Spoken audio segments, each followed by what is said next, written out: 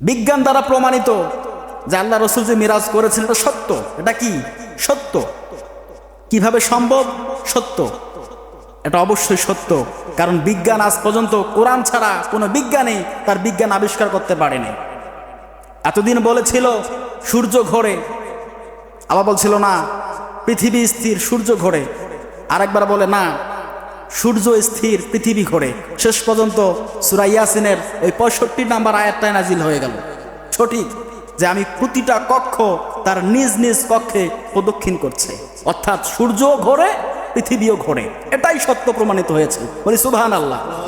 কোন বিজ্ঞানী যারা আবিষ্কার করেছে, এই যে মহাশূন্য আকাশ আবিষ্কার করেছে, এখনকার বিজ্ঞানীরা তো যারা আছেন চাঁদের দেশ পর্যন্ত গিয়েছেন। কত দূর?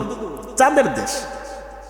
সূর্যটা এই পৃথিবীটাকে 13 লক্ষ বার জোড়া দেন, 13 লক্ষ গুণ করলে পৃথিবীটাকে সূর্য একাই গিলে ফেলবে। এই সূর্যের থেকে অনেক বড় বড় গ্রহ আছে, নক্ষত্র আছে, কোটি কোটি মিলিয়ন বিলিয়ন গুণে তারা বড়।